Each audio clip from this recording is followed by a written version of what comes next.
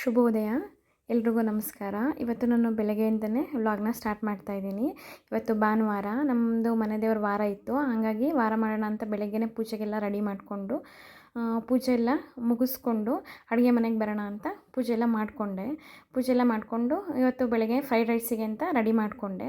Fried rice ready ಮಾಡ್ಕೊಂಡು ಈ ಕಡೆ ಅನ್ನಕ್ಕೆಲ್ಲ ಇಟ್ಕೊಂಡೆ.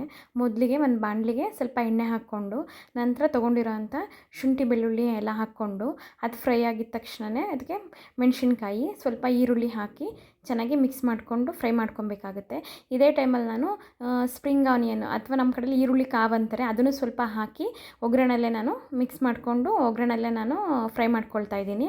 ಅದು ಸ್ವಲ್ಪ ಆಗಿದ ತಕ್ಷಣವೇ ಇದಕ್ಕೆ ತೊಗೊಂಡಿರೋಂಥ ಎಲೆಕೋಸು, ಕ್ಯಾಪ್ಸಿಕಮ್ಮು ಮತ್ತು ಹೆಚ್ಚಿಟ್ಕೊಂಡಿರೋಂಥ ಕ್ಯಾರೆಟ್ನೆಲ್ಲ ಹಾಕಿ ಚೆನ್ನಾಗಿ ಮಿಕ್ಸ್ ಮಾಡಿಕೊಂಡು ಚೆನ್ನಾಗಿ ಫ್ರೈ ಮಾಡ್ಕೊಬೇಕಾಗುತ್ತೆ. ಇದು ಫ್ರೈಡ್ ರೈಸ್ಗೇನು ತುಂಬ ಫ್ರೈ ಆಗೋದು ಬೇಕಾಗಿಲ್ಲ, ಕ್ರಂಚಿಯಾಗಿದ್ದು ಸಾಕು. ನಂತರ ಇದಕ್ಕೆ ನಾನು ಸ್ವಲ್ಪ ಪೆಪ್ಪರ್ ಪೌಡ್ರು ಸೇರಿಸಿದ್ದೀನಿ. ರುಚಿಗೆ ತಕ್ಕಷ್ಟು ಉಪ್ಪನ್ನು ಸಹ ಸೇರಿಸ್ತಾ ಇದ್ದೀನಿ. ಉಪ್ಪೆಲ್ಲ ಸೇರಿಸಿ ಚೆನ್ನಾಗಿ ಮಿಕ್ಸ್ ಮಾಡಿಕೊಂಡು ಇದಕ್ಕೆ ಸ್ವಲ್ಪ ಸೋಯಾ ಸಾಸ್, 1 ಸ್ಪೂನಷ್ಟು ಸೋಯಾ ಸಾಸು ಮತ್ತು 1 ಸ್ಪೂನಷ್ಟು ವಿನೆಗರ್ನ ಸೇರಿಸಿ ಚೆನ್ನಾಗಿ ಮಿಕ್ಸ್ ಮಾಡ್ಕೊಬೇಕಾಗುತ್ತೆ.